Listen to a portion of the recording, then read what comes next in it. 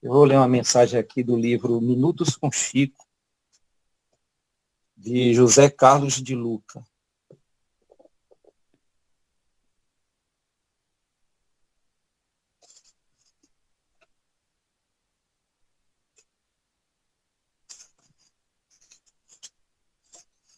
O nome da mensagem é Como Enxergamos.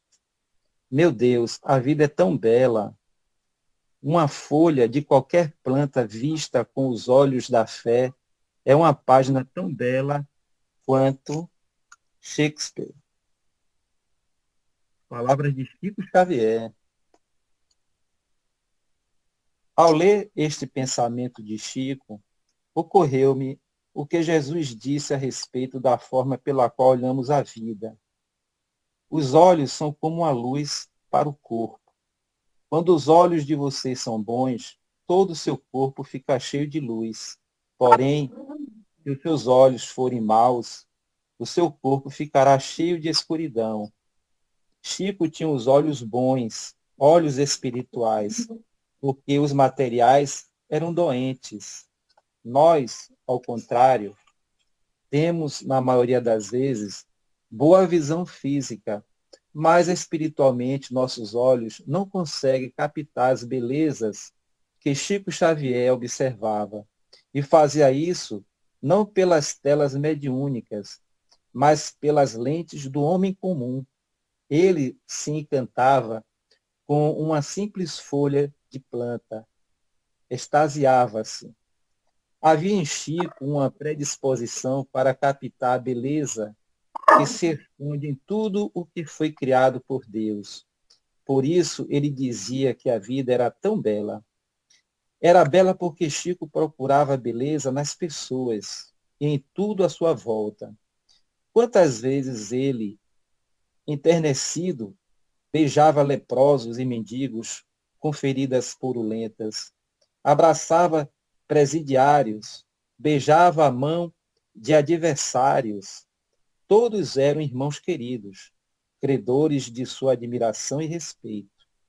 Precisamos refletir a respeito da forma pela qual estamos enxergando a vida. Qual é a nossa predisposição? O que estamos decididos a encontrar? Divisar a beleza da vida ou a maldade do mundo? Procurar os defeitos das pessoas ou ressaltar-lhes os talentos? Focalizar as oportunidades ainda inexploradas ou as portas que se fecharam? Agradecer pelos amigos que o compreendem e o apoiam, ou se queixar da incompreensão de alguns poucos? Acreditar na esperança ou cultivar o desespero? Recordemos Jesus ao afirmar que os olhos maus nos levam à escuridão, isto é, levam-nos a uma forma de viver muito sofrida. A felicidade é muito mais uma questão de saber olhar a vida do que, propriamente, aquilo que nos acontece na vida. Chico era feliz porque tinha um bom olhar. E quanto a nós, já conseguimos enxergar quanta beleza há em nossa vida?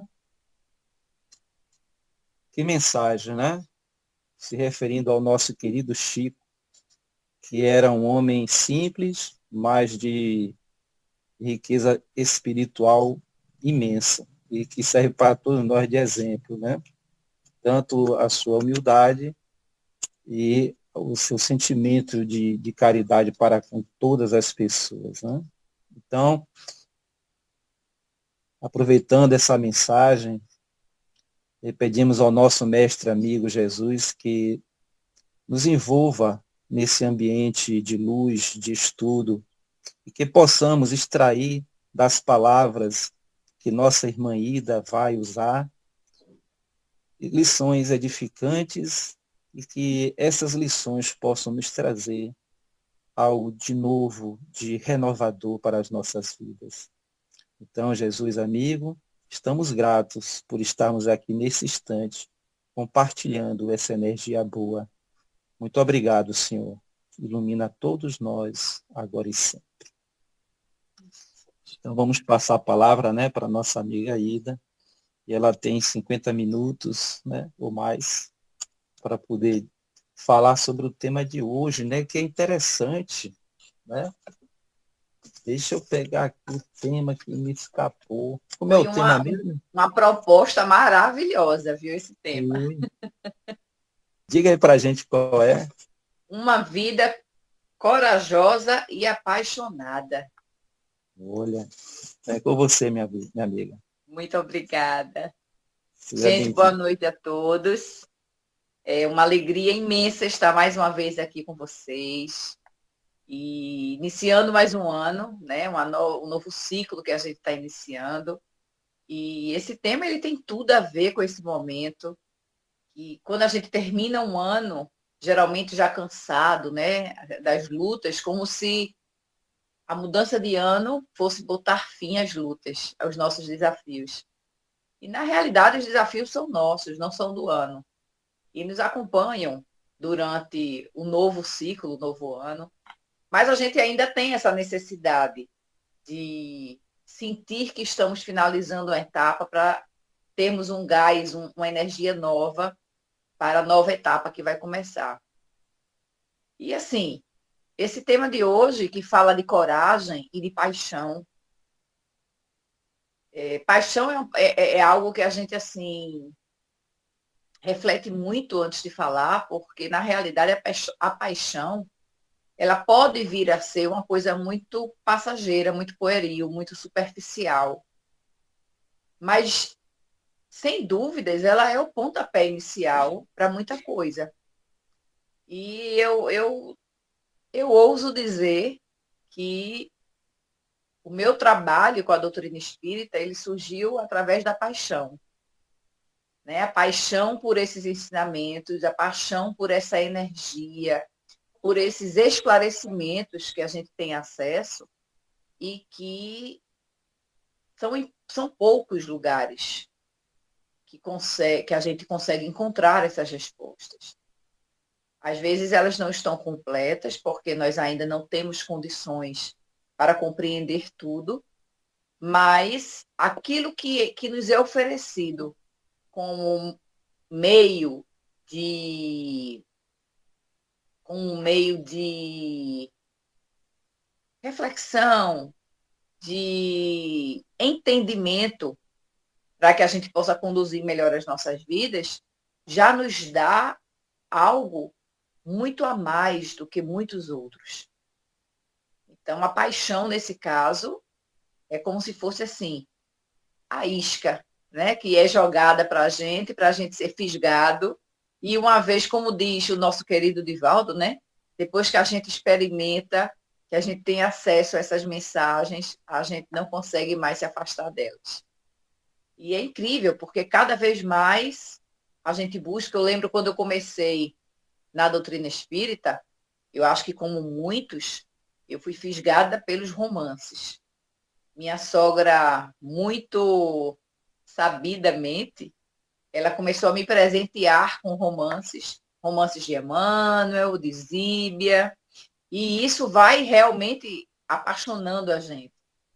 Mas chega um momento que a gente já entendeu a dinâmica dos romances e aí a gente quer respostas mais profundas. E é quando a gente se dispõe a estudar mais profundamente, a participar dos grupos de estudo, e isso vai nos dando cada vez mais força para essa coragem que a gente precisa, né?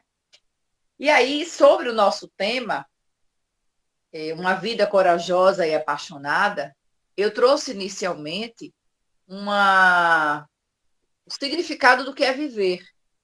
Isso, obviamente, a resposta do Google, né? O que o Google me ofereceu. Então, eu perguntei a ele, o que é viver? E aí ele me disse, é estar com vida. Viver significa estar com vida.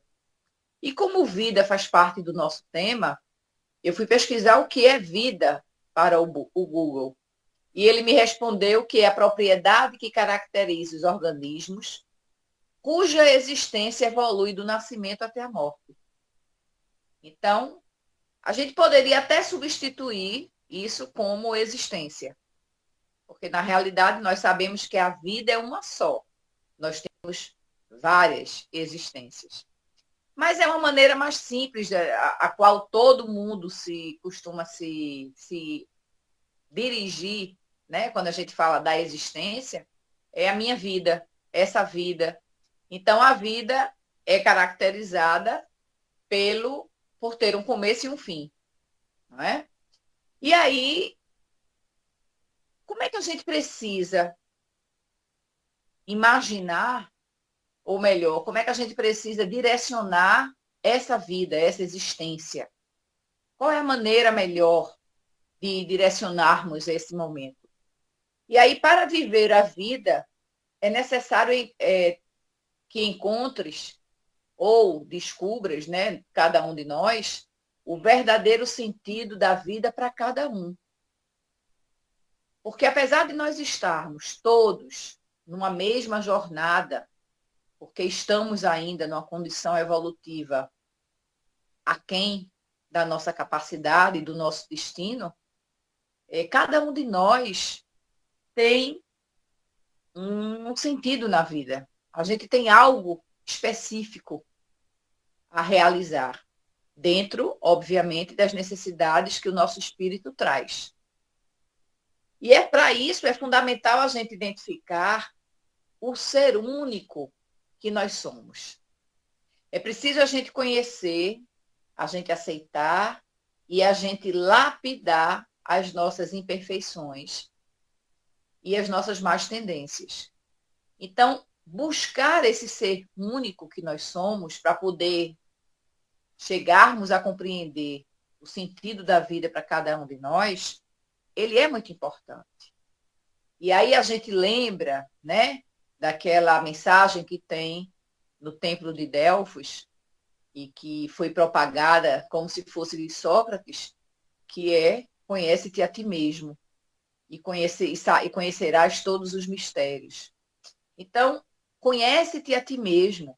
É necessário que a gente olhe para dentro de nós, sem reservas, sem máscaras, sem disfarces, sendo o mais transparente, o mais verdadeiro possível conosco mesmos, para nós nos conhecermos. E a partir do momento que a gente se conhece, que a gente começa a perceber a nossa essência, a natureza dos nossos pensamentos, dos nossos sentimentos, a gente vai começar a identificar o que é que precisa ser modificado. É como, vamos imaginar assim, uma mudança que a gente vai fazer de residência, e aí eu vou sair de uma casa maior para uma casa menor. Então, eu não vou ter como levar tudo.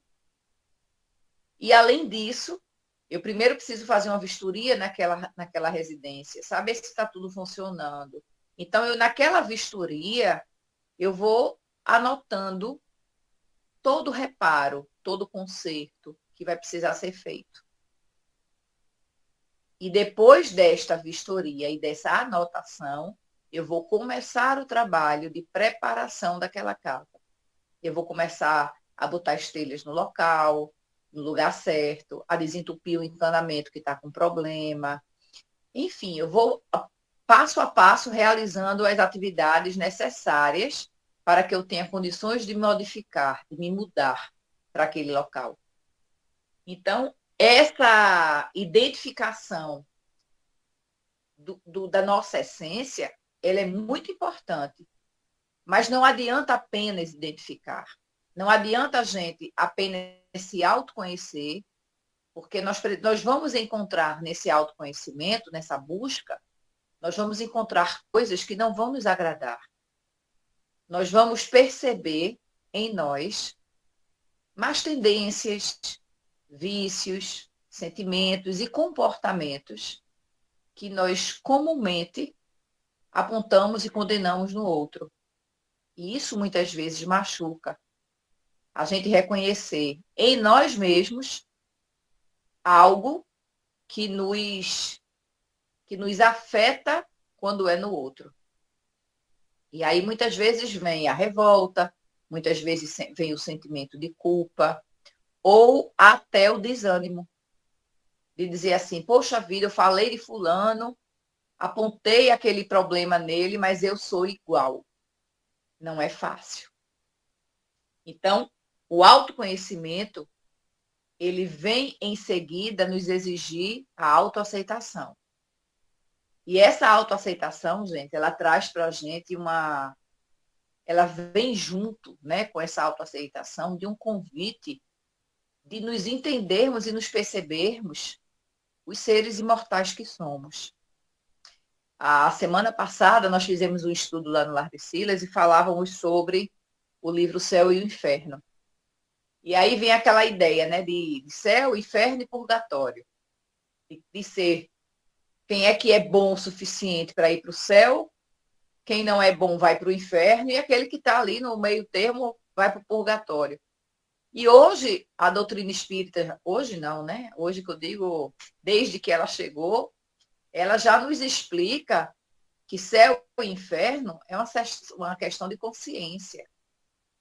Então, quando a gente se entende como espíritos imortais, que não nascemos no berço e nem vamos acabar no túmulo, nós preexistimos ao nascimento desta existência, desta vida, e nós vamos sobreviver ao próximo túmulo, a gente passa a entender que as nossas oportunidades de mudança, de crescimento, de aprendizado, não acabam aqui. Tudo que nós já aprendemos permanece conosco e a gente vai ter possibilidades outras adiante. E aí fica mais fácil a gente aceitar as nossas fragilidades.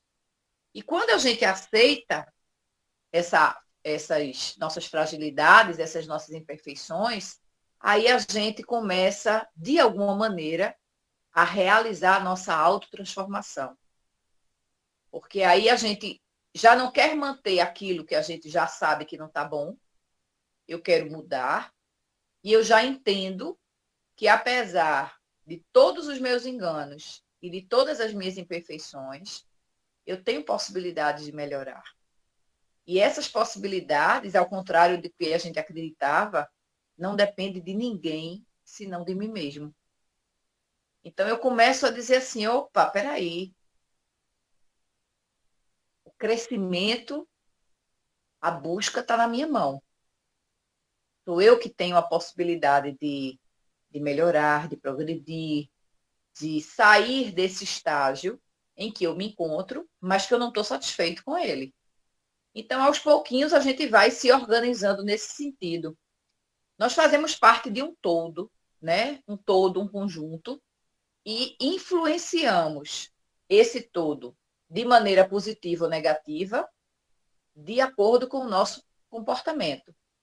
Porque o nosso comportamento é uma contribuição. A gente dá, a gente oferece aquilo que a gente tem dentro de nós.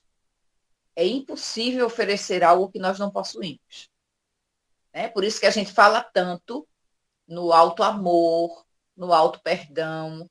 Porque como é que eu vou amar alguém, como é que eu vou perdoar alguém, se eu nem me amo nem me perdoo pelas minhas fraquezas? Então, a gente precisa entender essa contribuição que nós estamos oferecendo e ter sempre a vigilância ou a observação de qual é a contribuição que eu estou dando. Se eu estou, de fato, dando uma contribuição positiva que vai ajudar aos demais e a mim mesma, ou se eu estou comprometendo ainda mais a situação que já não está muito boa. Né? Então, somos indivíduos, cada um responde pelos seus atos, mas a gente precisa lembrar, assim como nos diz, né, os nossos irmãos espirituais, que nós não somos responsáveis apenas pelo mal que a gente faz, mas também pelo bem que deixamos de fazer. Então, se eu tive a oportunidade de fazer um bem e não fiz, eu sou responsável porque não fiz esse bem. E se esse bem que eu deixei de fazer traz consequências negativas para alguém, eu também sou responsável pelo mal que surgiu do bem que eu não fiz. Então, o nosso compromisso, ele é muito maior do que a gente imagina. É por isso que a gente precisa ter a consciência de cada dia nós nos dedicarmos da melhor maneira possível. Porque nessa condição em que nós nos encontramos, nós não vamos conseguir ser perfeitos. Nós vamos nos equivocar, nós vamos cometer erros repetidos, nós vamos magoar. Tudo isso faz parte do processo de evolução e de aprendizagem.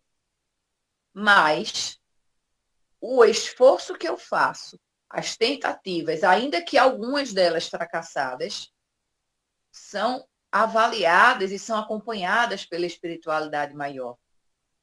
E vamos imaginar que eu tenha uma imensa dificuldade de me melhorar, só na tentativa, se ela é verdadeira e sincera, a espiritualidade trata de nos dar o amparo necessário. Isso, gente, é maravilhoso. Porque a gente sabe que a gente não está sozinho. A gente sabe que a gente não está órfão de nada e nem de ninguém. Sempre há alguém olhando por nós, nos assistindo e nos conduzindo. Então, é preciso que a gente tenha essa consciência. Nós viemos ao corpo físico, né? Nós viemos à carne, atendendo aos impositivos do progresso. Essa lei que é para todos.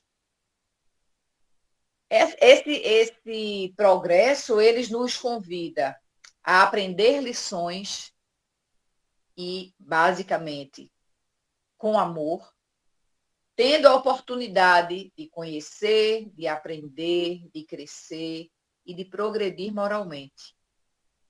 Então, todos nós viemos com uma finalidade. Cada um tem a sua missão. Mas dentro dessa missão individual, nós viemos trazidos pelo impositivo do progresso. Independente de qual seja a missão individual de cada um de nós, o que gera, o que cria tudo isso é o progresso. É a possibilidade que o alto nos concede de tentarmos nos melhorar todos os dias. Isso é fantástico.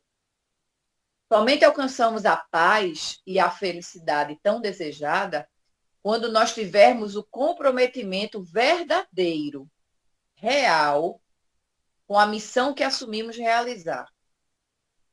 Mas, Ida, como é que eu vou saber que missão é essa?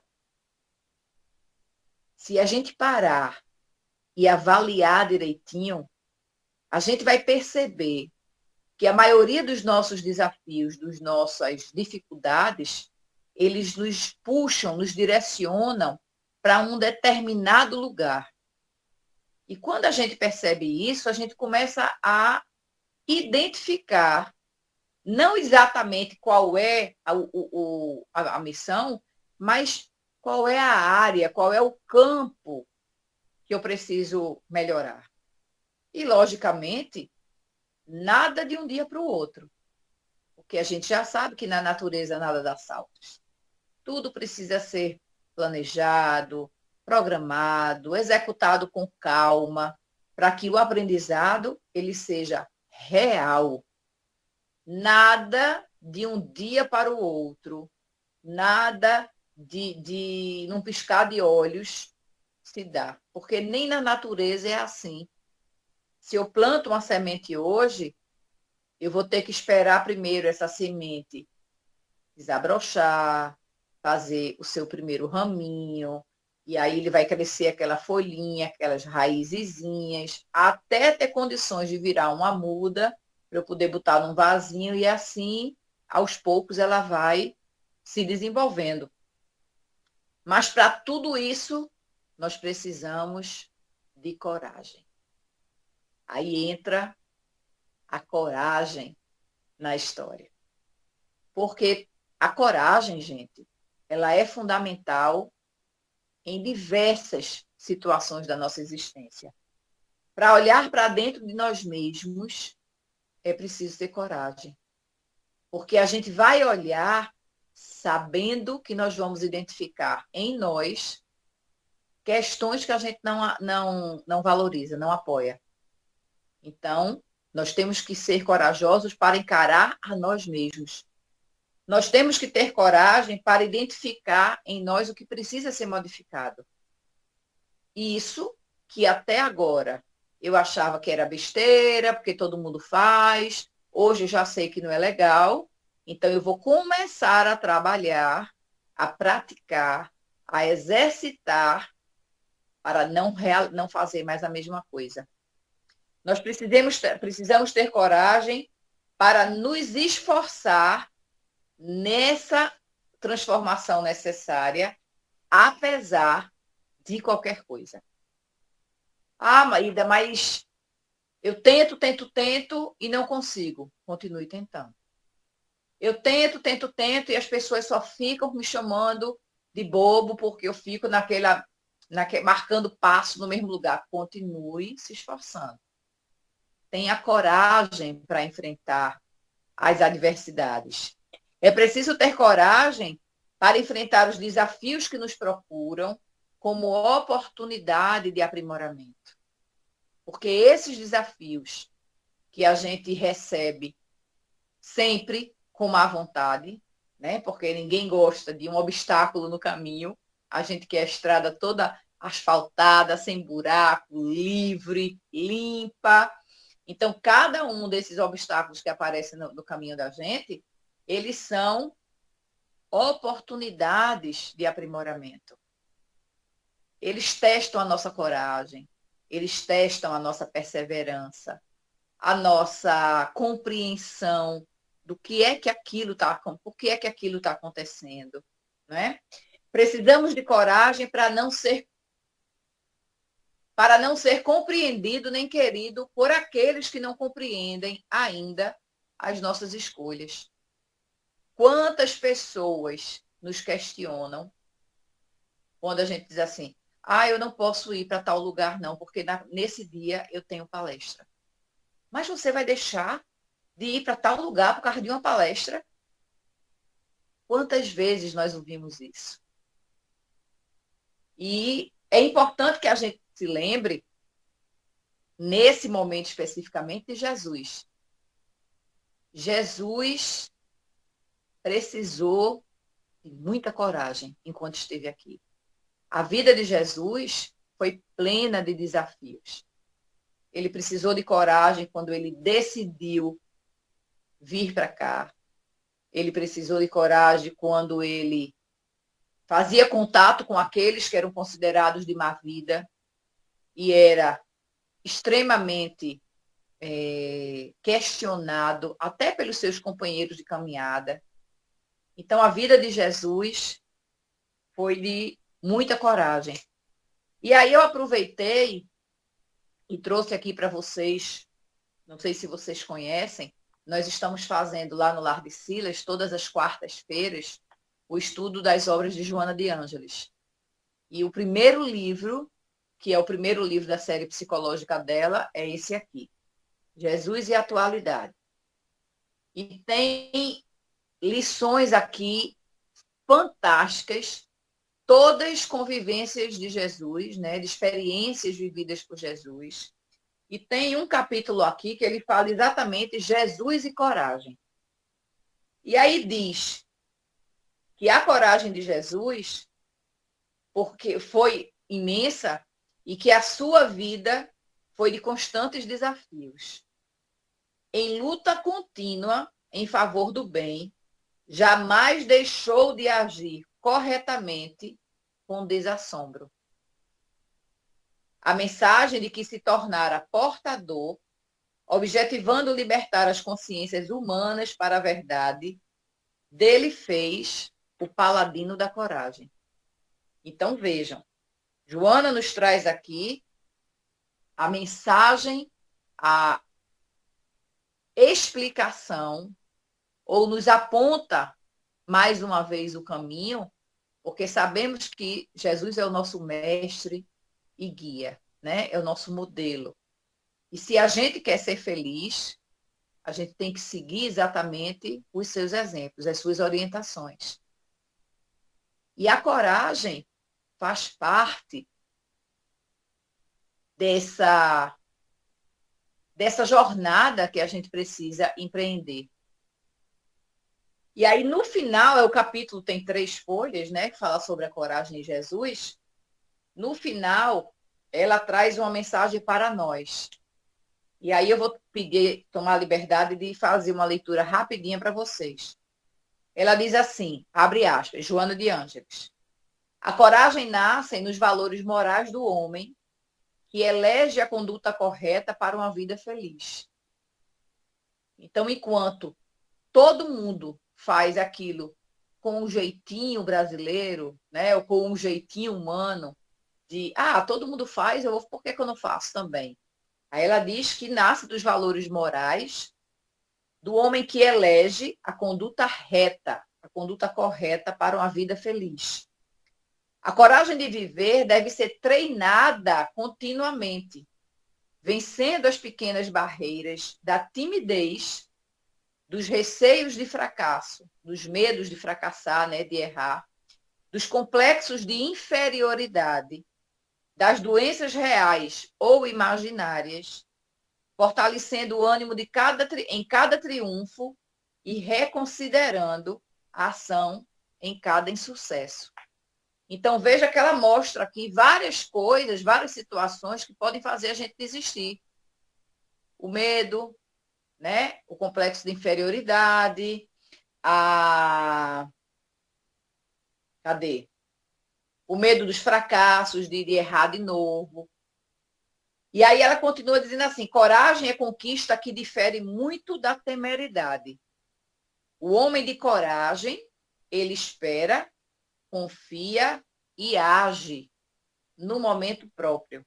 Enquanto que o temerário, aquele que tem medo, faz-se precipitado, impiedoso e irresponsável. Toma como exemplo para a tua vida a coragem de Jesus e segue tranquilo. Então, isso são palavras de Joana de Ângeles, desse livro fantástico, que é um livro fininho.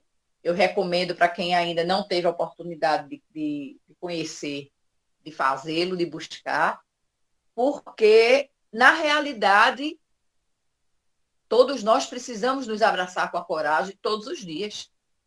Mas não a coragem de quem não pensa, de quem age intempestivamente. Não. Porque a coragem, ela nos exige, ela nos pede prudência, ela nos pede raciocínio, né? Ela pede que a gente haja, mas haja com cuidado. Não é atravesse uma rua de olhos fechados com coragem que você vai sair. Não, porque você corre o risco de ser atropelado. Não deixe de atravessar a rua, mas seja prudente.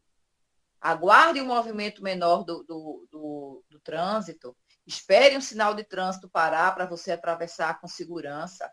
Mas não deixe de fazer a travessia por medo do que pode acontecer, né? E como a gente pode encontrar essa coragem?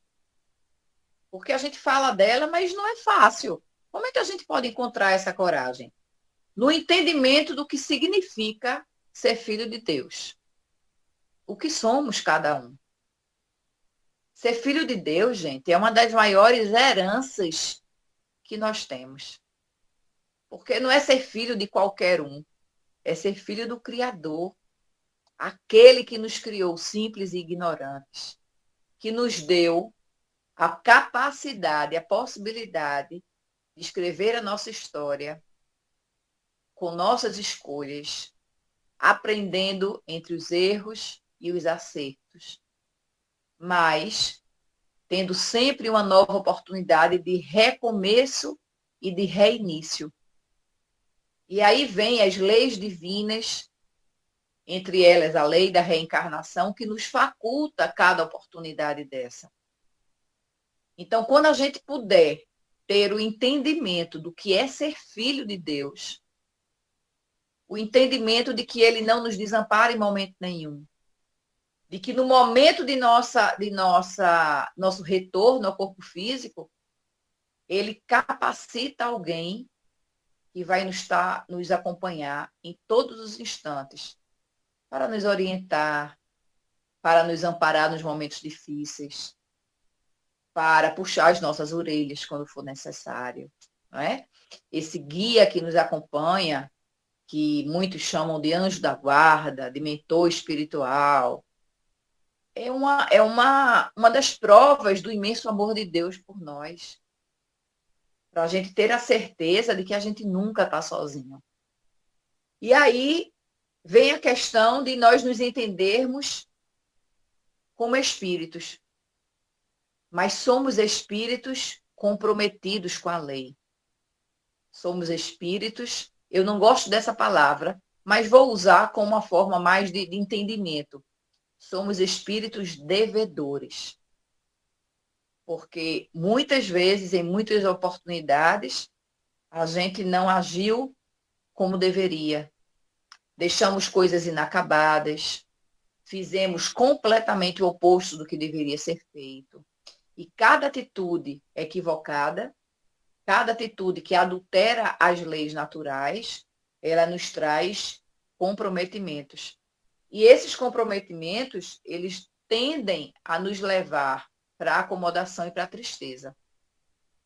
Porque a gente vai sentindo o peso, né, desses compromissos, e aí as dificuldades ou os desafios vão nos visitando como oportunidade de melhorar, e se a gente precisa ter essa noção do bem que ele nos faz, e não do mal que a gente acredita que é consequência disso, né? Mas a lei do progresso é para todos nós. Como a gente já mencionou no início, todos nós estamos fadados a progredir. Cedo ou tarde, querendo ou não, a gente progride. Eu me lembro uma vez, uma palestra que eu fiz numa casa aqui em Olinda, que eu não me lembro qual era o tema, mas alguém na assistência levantou a mão, era uma palestra presencial, e disse assim: Ida, nós estamos todos condenados. Foi a palavra que o irmão usou. E aí, naquele momento, eu dei um sorriso, eu disse: o senhor está correto.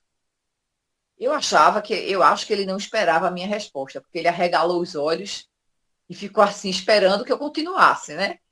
E aí eu dei um sorriso mais uma vez e disse: olha, nós estamos condenados, mas não como o senhor imagina. Se nós estamos condenados a alguma coisa, é a felicidade. Veja que condenação maravilhosa.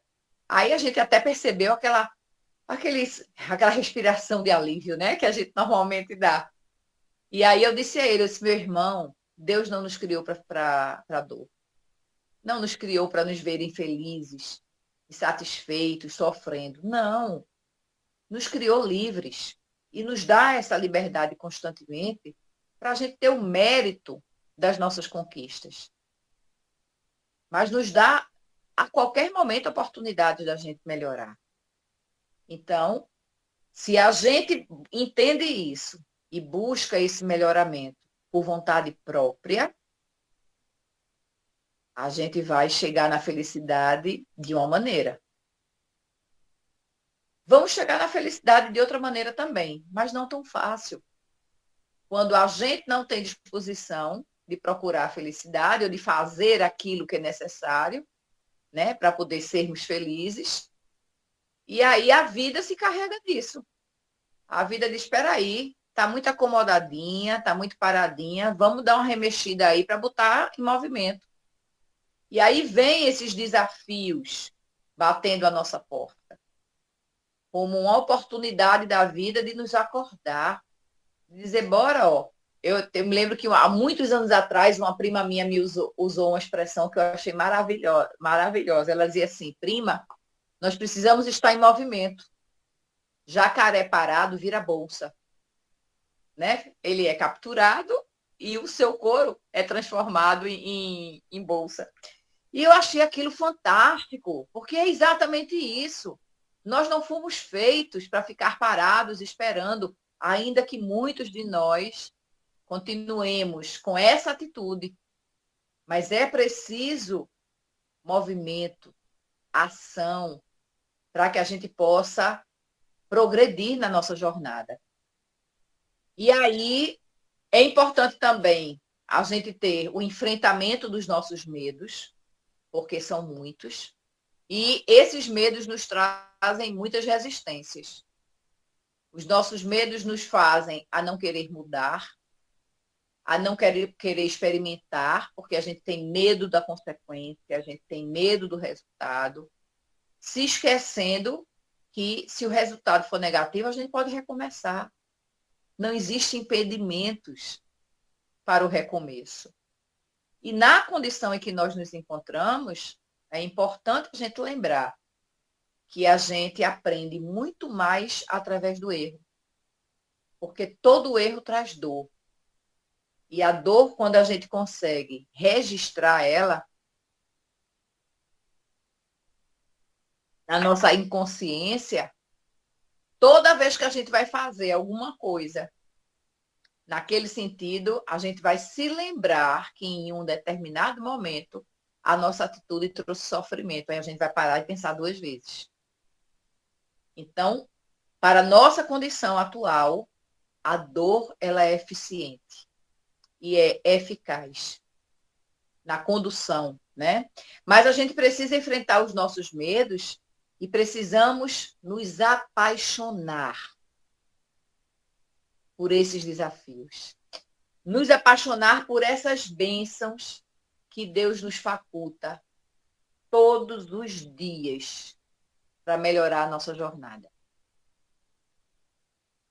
Deus nos dá todas as ferramentas que nós precisamos, sem exceção, para a gente conseguir progredir.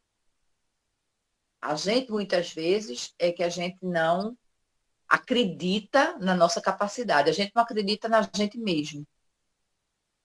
Aí, quando desencarna, chega lá no plano espiritual e vê a capacidade que a gente tinha e foi desperdiçada, aí a gente vai com aquela história de que na próxima encarnação eu vou fazer aquilo que eu deixei de fazer e mais 10 vezes.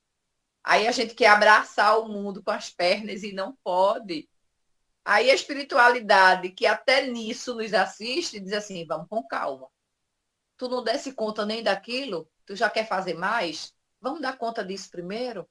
Não precisa ter pressa, vai no teu tempo. Agora faz, né? E assim a gente vem vencendo esses nossos desafios. É preciso, a gente geralmente atribui, né, o sentido da nossa vida no ter. Por nós estarmos vivendo um mundo físico, um mundo material, é muito comum que a gente confunda, vamos dizer assim, o que de verdade é importante para a gente. A gente vê tanta gente se iludindo com posição social, com status, com poder, com dinheiro, com o que tem, que a gente começa a querer fazer a mesma coisa. Então, é importante que a gente entenda que o ter, para nós, tem que ter outro significado. Não é ter o físico, é ter aquilo que o próprio mestre nos disse. É conquistar os tesouros que a traça não rói, que a ferrugem não destrói e que o ladrão não rouba. Que essas conquistas, que são conquistas morais, essas a gente leva com a gente para onde a gente for. Agora, todos os bens que eu conquistar aqui, na hora que meu passaporte vencer e eu voltar para casa, eu não levo comigo. Então, para que tanta energia? Muita gente, às vezes, direciona a sua vida exclusivamente para isso. Para poder, todo ano, trocar de carro, morar num apartamento melhor, trocar de casa. E assim você vai deixando de viver. Você vai deixando de participar da vida com a família. Você perde o crescimento de seus filhos. Momentos únicos que você deixa de participar porque você está com foco naquilo que não é o essencial, o mais importante. A nossa verdade, aquilo que é verdadeiro em nós, é a imortalidade. E assim, os nossos objetivos e os nossos valores têm que ser outros, que não sejam os materiais, os ilusórios, esses que a gente tem e pode perder a qualquer momento. A gente ouve muito pessoas dizendo assim: ah, mas a gente tem que viver a vida no máximo, porque a vida é uma só e ela é muito rápida. Ela é uma só, mas ela não é rápida assim. Quantas existências nós já tivemos? Por quantas experiências nós já passamos? E o viver a vida ao máximo, geralmente, está relacionado no gozo do dinheiro, do conforto, sem nem sequer se preocupar com aqueles que estão em jornada com a gente e que lhes falta o básico para viver. Então, é importante que a gente tenha essa consciência, né, de que somos espíritos. Nós não somos daqui, nós estamos. Nós somos espíritos vivendo uma experiência humana e não um humano começando a transcender para o lado espiritual. Não. Eu acho engraçado porque muita gente diz assim: ah, mas eu morro de medo de espírito. Eu digo: e a gente não é espírito? A única diferença é que a gente tá no corpo físico, mas somos igualmente. Então, assim, essa nossa jornada de viver, ela por si só já é um desafio muito grande. Mas viver com coragem e apaixonadamente, se a gente tiver olhos para enxergar verdadeiramente as bênçãos que Deus nos traz, a gente vai ter condições de fazer isso. Eu brinco muito com o pessoal, porque eu digo assim: eu sou uma apaixonada pela doutrina espírita. Gente, a minha, sabe, uma transformação na vida da gente, quando a gente descobre. Eu brinco muito com pessoas dizendo assim: a doutrina espírita, na minha vida, foi a roda. Foi como a roda. Eu fico imaginando como era a vida na pré-história até a descoberta da roda. Né? Como é que como é que viviam até acontecer aquela descoberta? Então, como é que eu pude viver até descobrir a doutrina espírita? Porque ela nos traz um conforto, um esclarecimento, que nos dá uma injeção de ânimo, uma alegria de viver, uma gratidão tão grande ao alto. Portanto, e a gente diz assim: meu Deus, eu nem mereço tanto. Mas ainda assim eu recebo. Porque a gente descobre, primeiro, que Deus não é um pai rancoroso, vingativo, que castiga e que pune. É um pai que ama incessantemente. E esse amor a gente percebe em todas as coisas. A gente percebe nos laços familiares que criamos, nos amigos que nós fazemos, né? Que são esses reencontros de espíritos afins, que a gente nunca viu. Aí, quando conhece, meu Deus, parece que faz séculos que eu conheço essa pessoa. No bem, na sensação de felicidade, do bem que a gente pode realizar por alguém. Então, são tantas as oportunidades que a gente tem de identificar as bênçãos de Deus na nossa vida e a gente desperdiça porque o nosso tempo é curto. Mediante o tanto que a gente quer conquistar, só que uma conquista equivocada, né? Uma conquista voltada à matéria. Nós temos toda a força e todo o potencial para vencer qualquer adversidade. Nenhum problema é maior do que nós. Nenhum. Nós somos, eu ouso sempre dizer isso, a obra mais perfeita de Deus. Por isso que somos filhos dele, por isso que somos herdeiros dele. Deus nos muniu de todas as ferramentas necessárias. Agora, precisamos crer nele.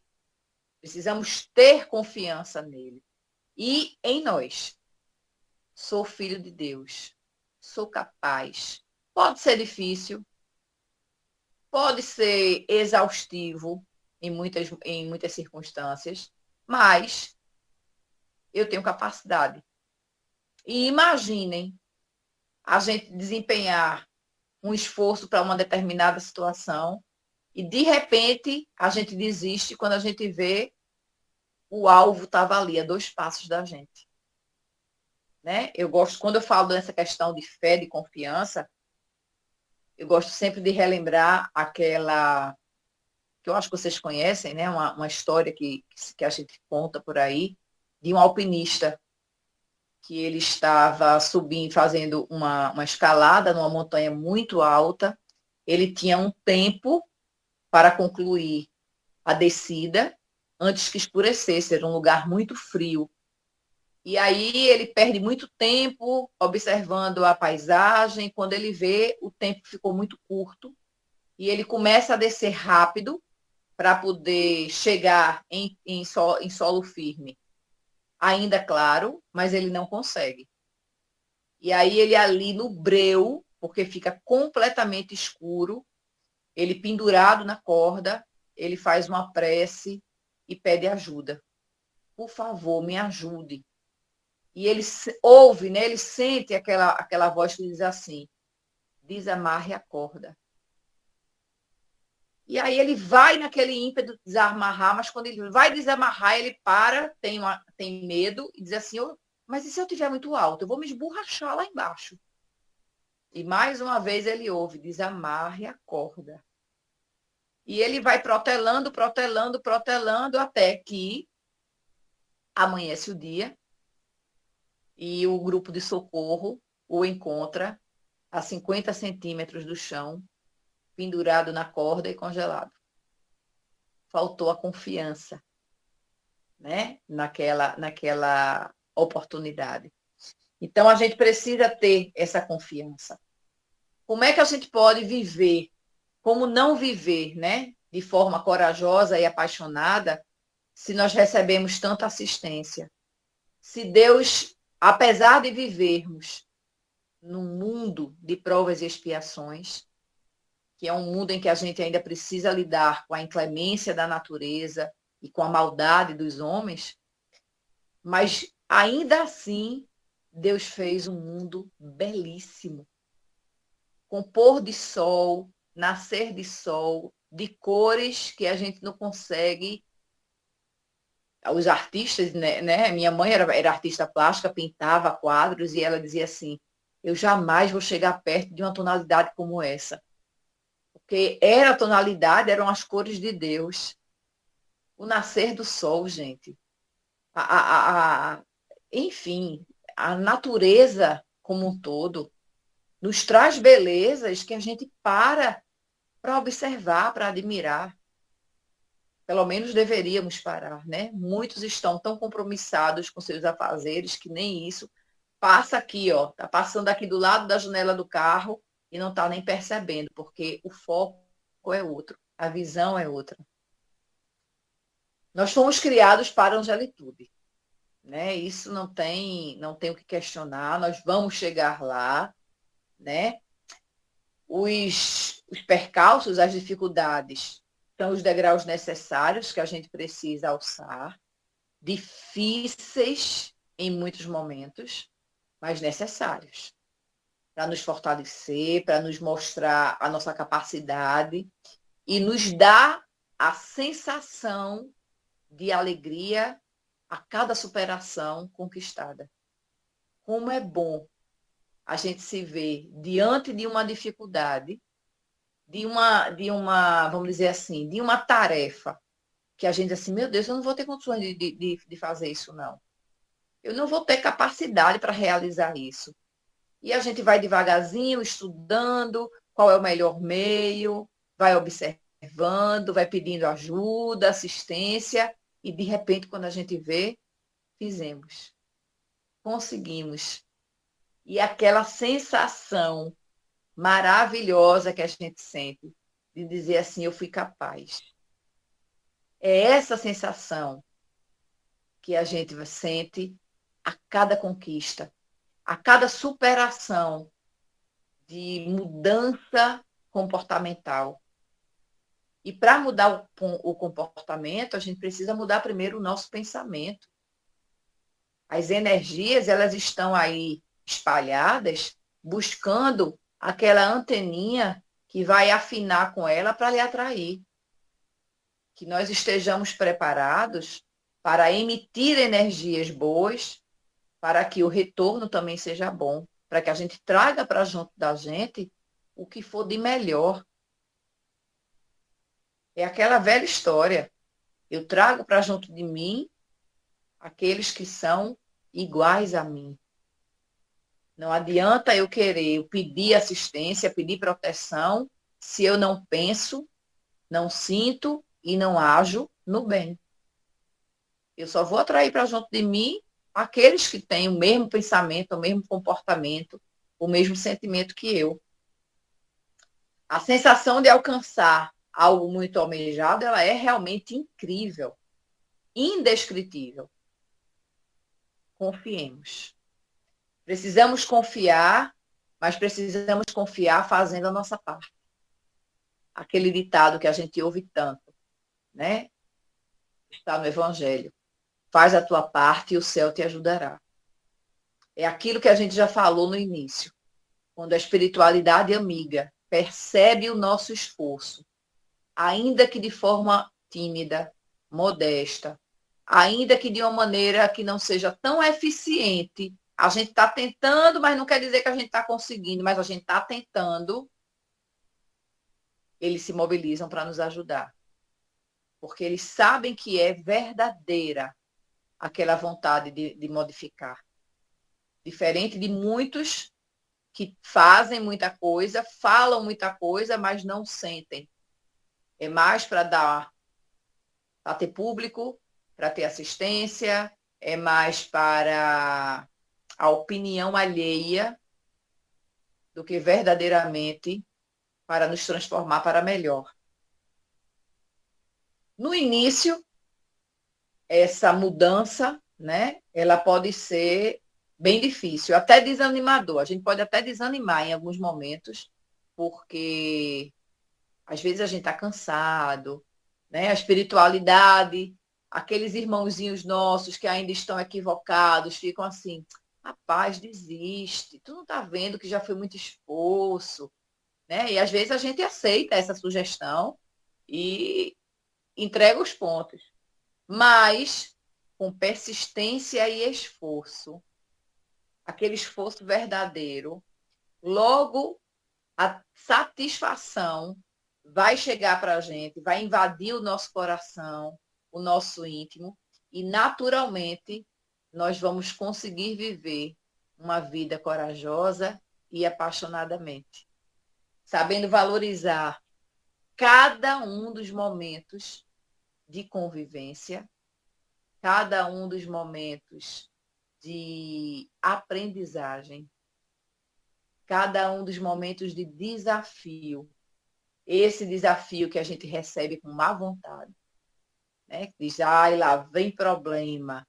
E aí a gente reza e ora para que o alto retire o problema. A gente não aprendeu ainda nem a orar. Porque ao invés do alto retirar o problema, ele tem que nos fortalecer e nos dar sabedoria, nos ajudar a perceber como vencer aquela dificuldade para poder a gente ter mais uma conquista na nossa história. E assim, pouco a pouco, a gente vai trabalhando, a gente vai se preparando para concluir, né, para viver mais uma existência de desafios, de lutas, mas com toda certeza, e a gente não pode ter dúvida nenhuma, essa é a nossa melhor existência. É aquela que a gente melhor se preparou. E a gente sabe que a própria espiritualidade nos diz isso. Hoje nós temos, em média, 8 bilhões de almas encarnadas no planeta. E ela nos diz que na erraticidade, né, no plano espiritual, tem 3 vezes esse número, esperando a oportunidade de reencarnar. Ou seja, 24 bilhões de espíritos aguardam o seu momento de estar aqui. E nós estamos aqui. O que é que nós estamos fazendo com essa oportunidade? Qual é a noção de gratidão, de alegria que nós estamos tendo por estarmos aqui? Então, é preciso que a gente tenha essa consciência. Ter coragem. Porque sabemos, antes de tudo, que não estamos sozinhos. Sabemos que temos todas as possibilidades de superar a nós mesmos.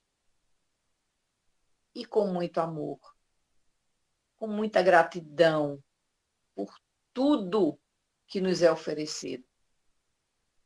E por tudo, darmos graças. Para mantermos sempre a nossa energia alta, a nossa vibração elevadíssima, para que a gente possa, antes do que a gente imagine, alcançar essa felicidade tão almejada e chegarmos mais perto do Pai. Parece fácil. Não é, mas é possível.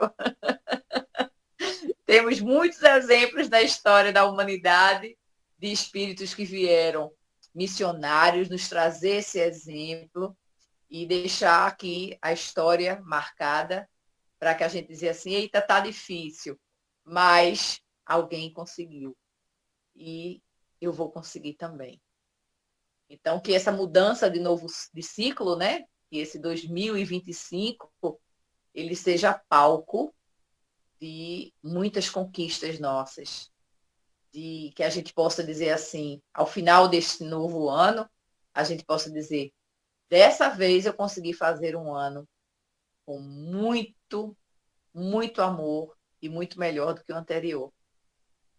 Então, desejamos a todos muita paz, muita luz e muito Jesus na nossa vida.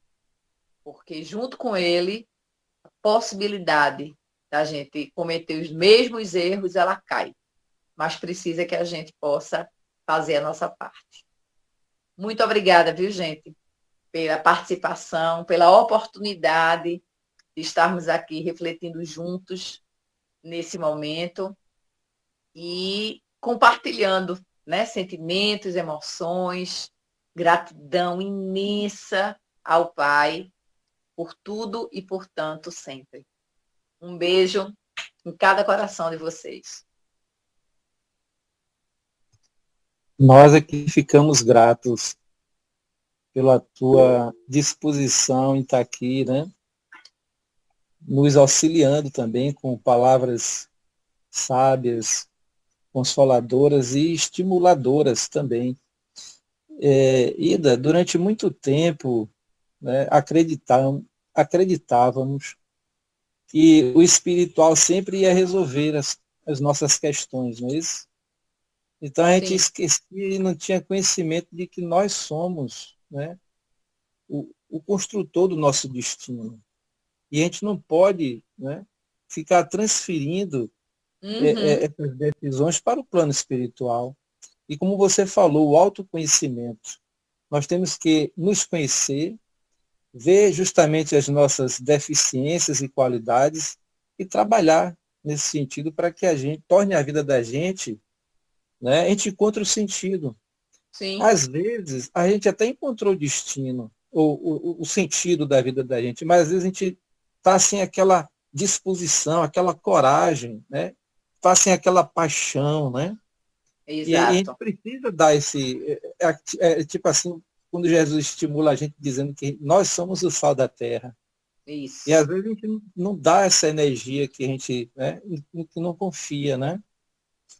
Mas minha pergunta, eu queria iniciar com uma pergunta, que a gente vai ter uns 10 minutinhos ainda, para os nossos amigos também participarem. Como é que a gente faz quando a gente se autoconhece e descobre que a gente tem algo que está atrapalhando a gente dar essa energia positiva ao sentido que a gente tem na vida, que todos nós sabemos, né? A maioria já sabe o que a gente tem que fazer. Mas o que falta, né?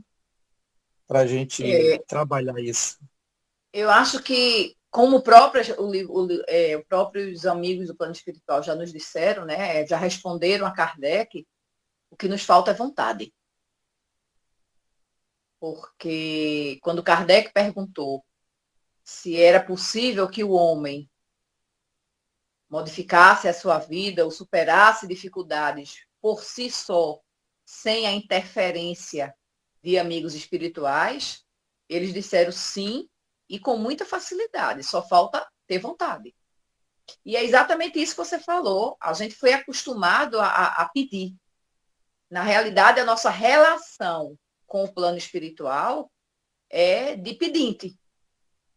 Eu quero que vocês resolvam tal coisa para mim e eu fico aqui de braços cruzados. Quando muito, eu faço uma doação ou eu tento fazer uma permuta. Né? Olha, se eu conseguir isso, se o senhor resolver isso para mim, eu passo um ano sem comer pão. Como se Deus estivesse preocupado com o pão que eu como. Né? Então, assim, são questões que a gente, que vem de um ensinamento, de um aprendizado, de uma vivência passada nossa, mas que os tempos são outros. Já nos foi revelado que a responsabilidade é nossa. Jesus, quando nos disse, pega a tua cruz e me segue, foi dizendo que a responsabilidade de carregar e de resolver o problema é nossa. Agora, ele nos mostra o caminho. Ele nos mostra como fazer. Ele poderia ter dito, pega a tua cruz e bota aqui, que o meu ombro é forte, carrega a minha e a tua. Ele podia, ele era Jesus. Ele é Jesus. Mas qual era o mérito, qual era o aprendizado que a gente ia ter? É como um pai, que eu vi muito isso acontecer no período da pandemia, quando as aulas passaram tempo sendo remotas, né? Quantas pessoas me diziam que estavam fazendo as tarefas pelos filhos? E eu dizia, gente, pelo amor de Deus, quando a pandemia acabar, essas crianças vão chegar na escola sem saber nada. Vai se submeter a exercícios que desconhecem totalmente o conteúdo, porque quem está resolvendo as questões são os pais para manter uma média. É a mesma coisa. Qual era o aprendizado que a gente ia ter se Jesus resolvesse os nossos problemas?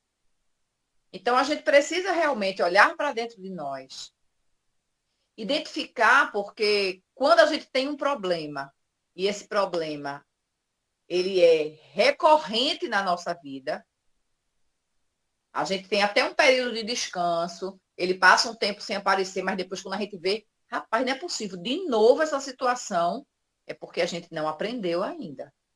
E enquanto a gente não tiver aprendido, as oportunidades vão continuar vindo, como convite, a gente mude o ângulo, olhe por outro lado, né? Amplie a sua visão para você enxergar as coisas de outra forma. Por que é que o outro, o que está fora, consegue enxergar melhor do que quem está dentro? Porque o ângulo é diferente. Mas a gente precisa querer melhorar. A gente precisa querer. Ah, mas eu já tentei me entender os meus defeitos e não consegui. Não tentou, não. Porque os defeitos estão conosco.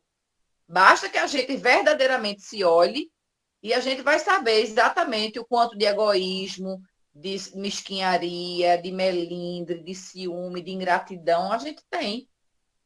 Mas a gente não quer assumir isso. E aí a gente tá aquela história, né? Bota uma peneira em cima, achando que a peneira vai esconder tudo. E aí todo mundo enxerga e a gente finge que não está percebendo que precisa ser modificado. Ok. A palavra está aberta aos nossos amigos para poder também questionar ou fazer alguma pergunta, tirar dúvida, viu? Edna, feliz ano novo para todos. Feliz ano novo. E uma dúvida, como você vê o movimento espírita assim, em termos de desafio de hoje, como está o movimento espírita, está mais atuante, está mais cometido, está mais como você vê assim, na visão assim, geral mesmo? Olha, eu acho que o movimento, o trabalho do Espiritismo, ele nunca esteve tão atuante como agora, né? A pandemia, ela nos trouxe essa possibilidade do trabalho, como nós estamos realizando hoje, né? À distância, que até então não se fazia, era uma coisa muito rara. Então, a própria necessidade nos obrigou, para que o trabalho não parasse, a criarmos alternativas de continuar trabalhando e servindo uns aos outros.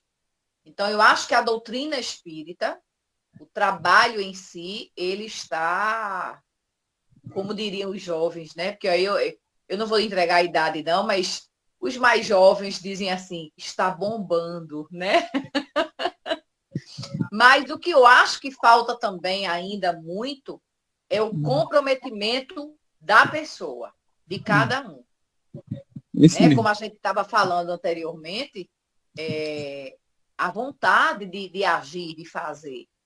Por exemplo, a gente usa muito essa reflexão, lá no Lar de Silas a gente fala muito. Nós estamos com grupos de estudo lá na casa.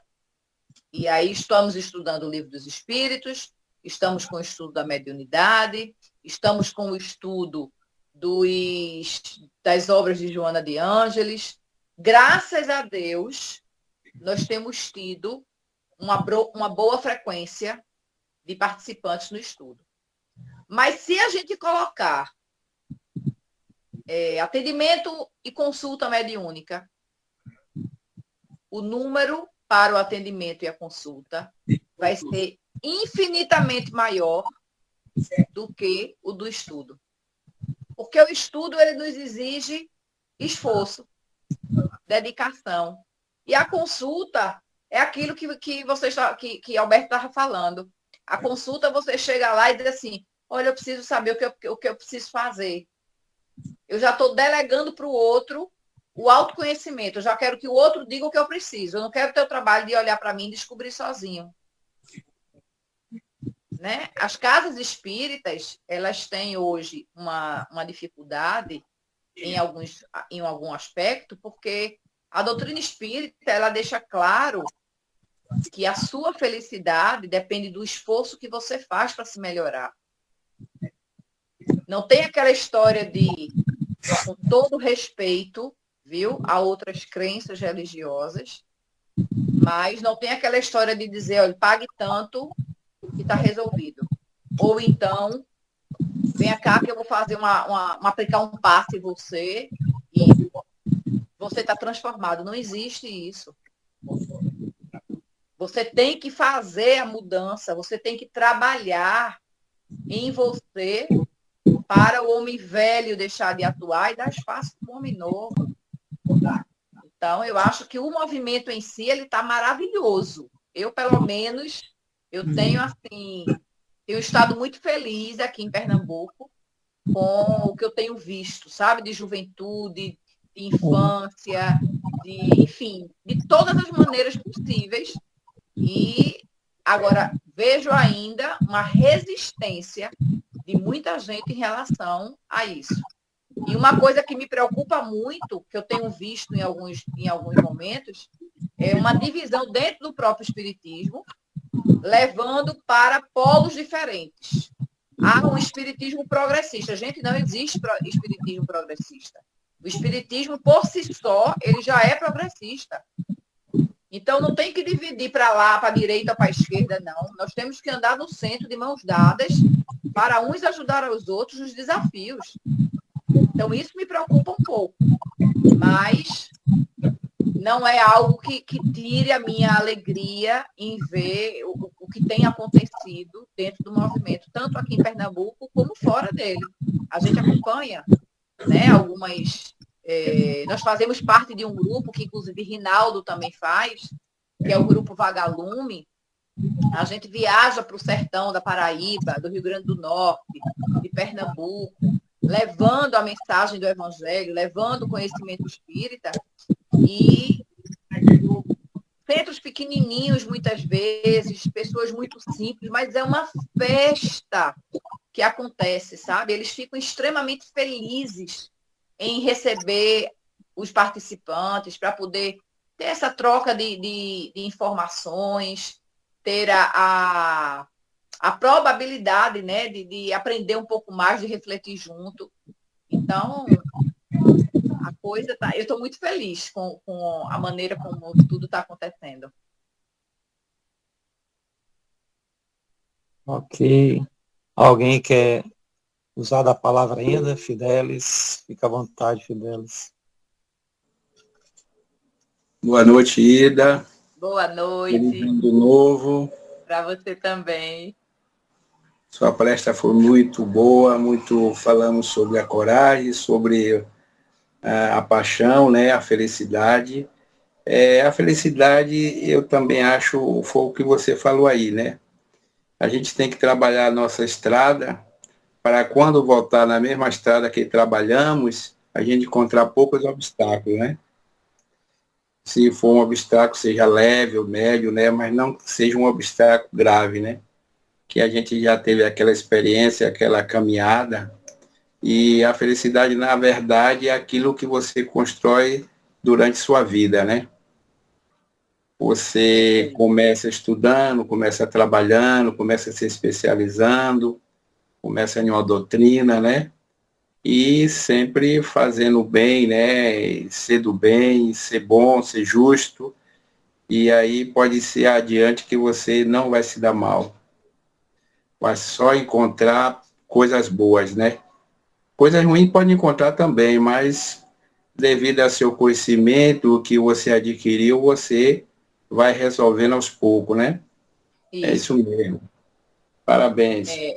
É importante a gente ter essa consciência, né, de que o que a gente vive hoje, no presente, são consequências de nossas escolhas passadas, mas, ao mesmo tempo, a gente está com as nossas atitudes atuais, estamos construindo o nosso futuro. Então, se eu não estou feliz com o meu presente, aí eu preciso me dedicar ainda mais a ser melhor para que o futuro seja melhor. É exatamente o que você falou. Trabalhar agora para diminuir os obstáculos lá na frente. Na frente. Né? É exatamente isso. Essa é a verdadeira felicidade, né? Que a felicidade é o nosso, assim, o aspecto espiritual, né? Uhum. Com certeza. É isso mesmo. Joana Angélica, ela está participando aqui do estudo, ela fez um comentário dizendo que maravilha esse grupo Vagalume, que toda a comunidade espírita possa adotar. E deseja boa noite e tenhamos um feliz ano novo. Aproveitando essa palavra dela, você poderia falar mais um pouquinho desse trabalho que vocês realizam? Se tem algum site que a gente possa também acessar? Fala um pouquinho mais. O Vagalume, ele é um grupo que foi formado por 3 grandes espíritas daqui, se uniram com essa proposta de levar a luz da doutrina espírita para todos os lugares. Então, existem cidades que já fazem parte, né? E, por exemplo, a última caravana que nós fomos em, acho que 9 pessoas.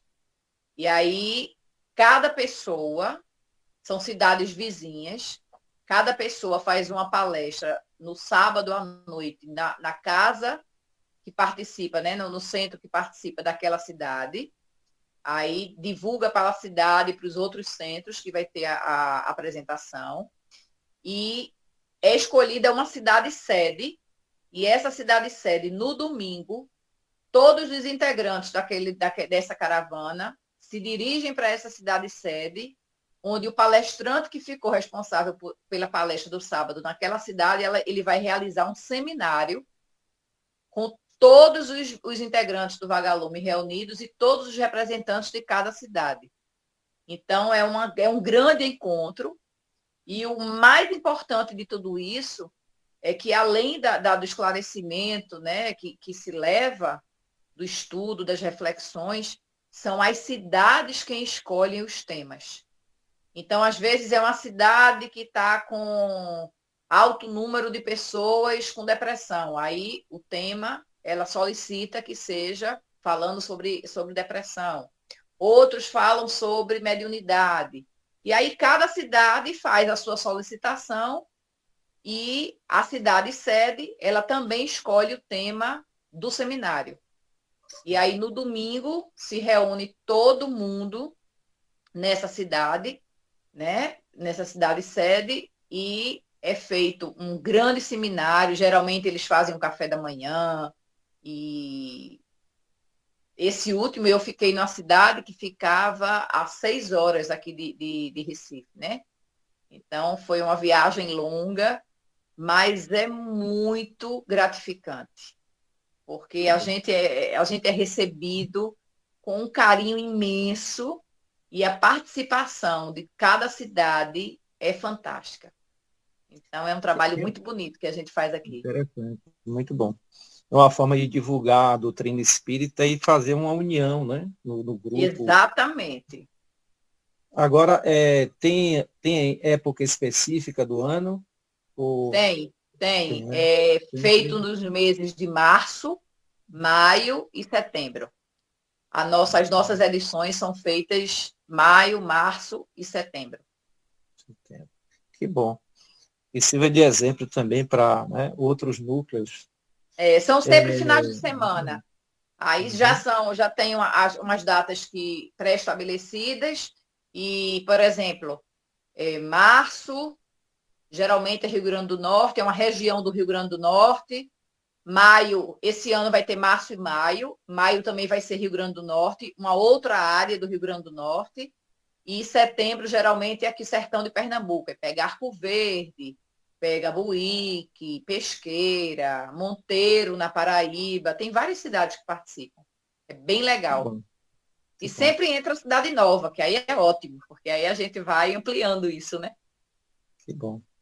Isso vai fortalecendo também o movimento, né, e a divulgação. Com certeza. Com certeza. Vamos trabalhar. Alguém quer usar da palavra ainda? Tem uma mãozinha levantada aqui. Boa noite, gente. Fica à vontade. Boa noite. Estava escutando aqui, que bom, né? Mas eu reparei também que assim, as cidades do norte, né? Que aqui em São Paulo não tem isso não, por enquanto, né? Mas eu vi como uma boa ideia isso aí, entendeu? E assim, na palestra que você falou, eu peguei uns pontos, né? Aquele ponto que muitas vezes a pessoa fala assim, vamos em tal lugar, né? Aí você fala, não, tem uma palestra, eu já tenho que ir no centro, tem um compromisso. A pessoa fala, poxa, mas você já vai no centro 3, 4 vezes por semana e não pode faltar hoje? E muitas vezes, né, nós deixamos de ir ao centro para não escutar aquela palavra que fala, você vai tanto e hoje você não quer ir. Então, eu achei bem interessante, né, isso, porque isso acontece, viu, gente?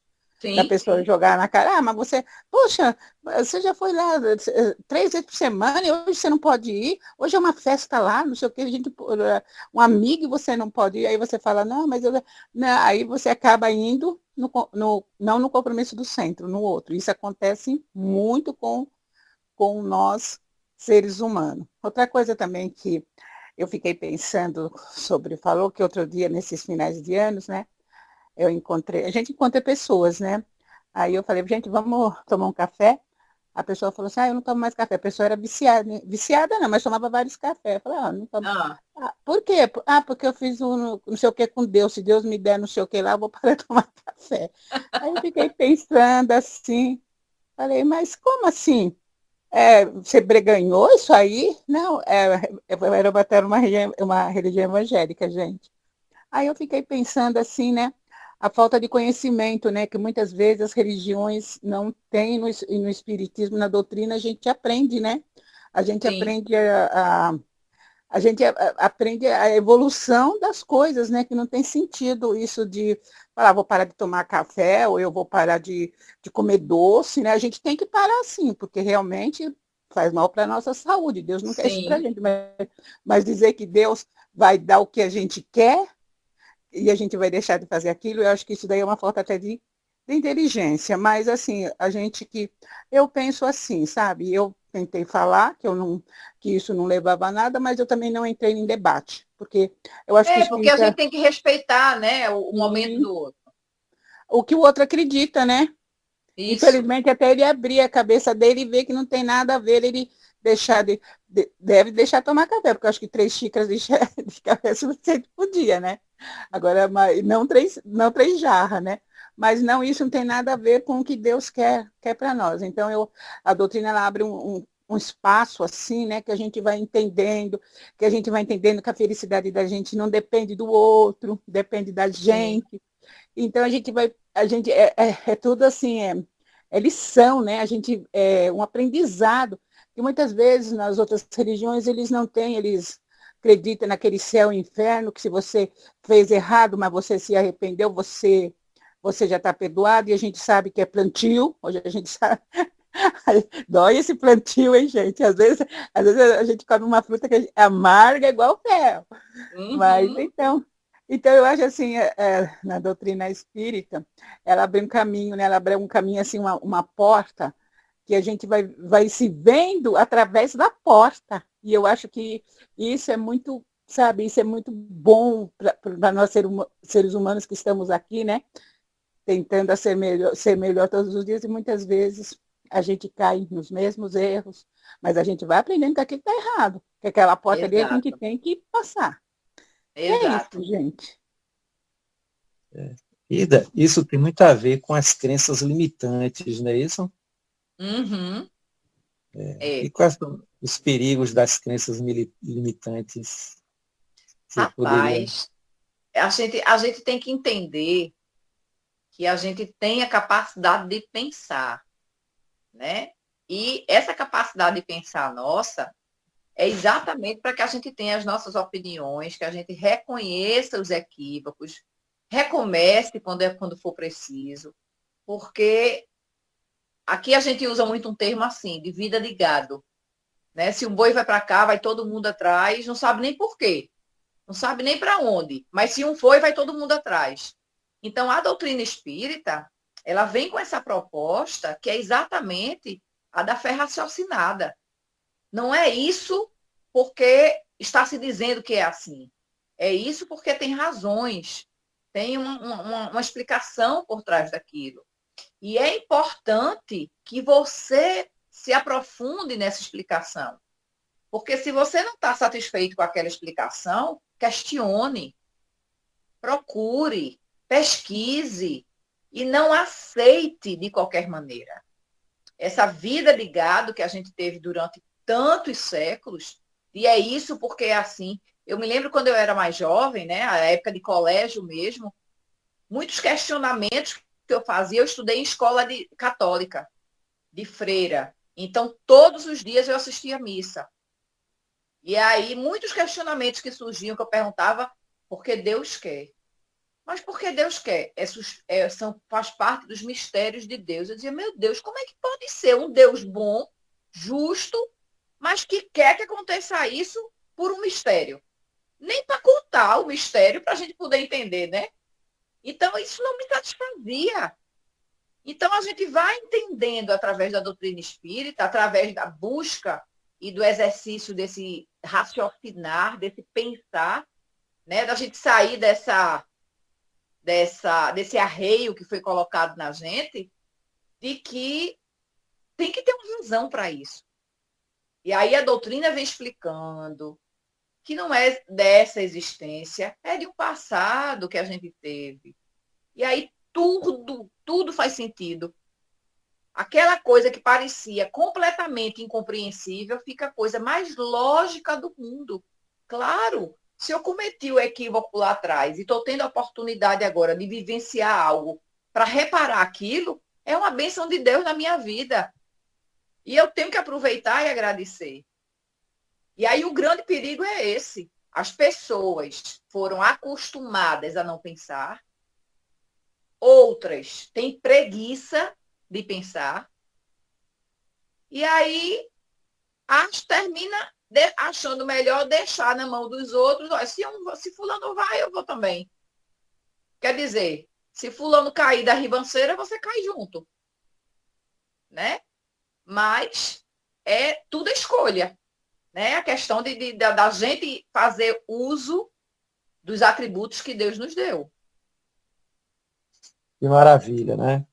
O quanto a doutrina nos traz de conhecimento e que a gente tem essa capacidade e essa potencialidade de transformar, né? Mudança, evoluir é isso. Então, Exato. estamos aqui na Terra, aproveitando a encarnação para fazer essas mudanças dentro de nós. Né? Que pena que o tempo já está chegando, já até ultrapassou um pouco, né? Porque Pois é. diálogo estava bom. Então, gente, eu quero agradecer a presença de todos, né? A presença de Ida, com essa disposição que ela sempre tem de estar aqui, né? Quando a gente chama, né?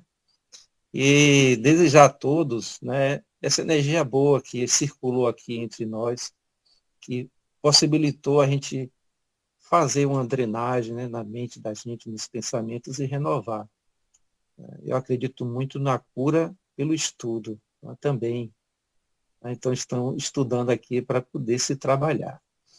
Queremos agradecer a presença de todos e dessa energia boa que circulou aqui hoje, né, que veio do alto e se completou entre nós. E só agradecer. Pedir a Ida para ela fazer, né, as considerações e se ela pode finalizar com a prece. Com certeza. Muito obrigado, Só minha amiga. gratidão, gente. A oportunidade Gratidão. da gente parar para refletir a doutrina espírita e cada reflexão que a gente faz, por mais que a gente ache que é bobagem, que é insignificante, que é muito pequena, não é. É uma semente a mais, é um grão de areia a mais. E aí, eu sempre me lembro de Teresa de Calcutá, né? Quando foi questionado a ela se o trabalho que ela fazia, ela não achava que era tão pequeno. Era uma gota de água no oceano. E aí ela concordou, ela disse, sim, você está certo, o meu trabalho é uma gota de água do oceano. Mas o oceano sem uma gota, ele fica menor. E é exatamente isso, né? Cada trabalho que a gente faz, cada ação no bem, por menor que seja, ela faz a diferença. E a gente não pode deixar de fazer porque a gente só quer fazer coisas grandiosas. Não.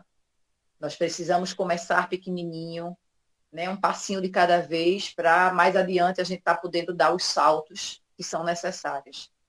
Mas começar saltando, a gente vai cair, vai se esborrachar, não é? Então, muito obrigada mais uma vez por essa oportunidade, essa noite maravilhosa, que foi para mim também, de reflexão e de troca. E vamos orar, vamos agradecer, conversando com Jesus, o nosso mestre, o nosso modelo, o nosso guia, dizendo, Jesus, muito obrigada pela oportunidade de estarmos aqui reunidos em teu nome, tentando internalizar todas essas orientações para irmos aos poucos praticando, exercitando na nossa existência, para que amanhã, quem sabe, possamos concluir o dia dizendo que hoje fomos melhores do que ontem e com o entusiasmo e a disposição de amanhã sermos melhores do que hoje. Cada dia um pouquinho a mais, assumindo o compromisso contigo dessa transformação íntima tão importante para nos levar mais perto do Pai. Agradecemos pela assistência amorosa dos amigos do plano espiritual, que sempre nos intui, que sempre nos assiste nos nossos trabalhos. E rogar, Senhor Jesus, que essa energia que todos nós podemos sentir e trocar na noite de hoje, que chegue a cada coração angustiado, a cada coração aflito, a cada irmão, Senhor, que ainda não te conhece, que ainda não teve a felicidade de ser tocado pela tua luz, que possam ser e que possam transformar a sua existência, assim como nós estamos começando a transformar as nossas.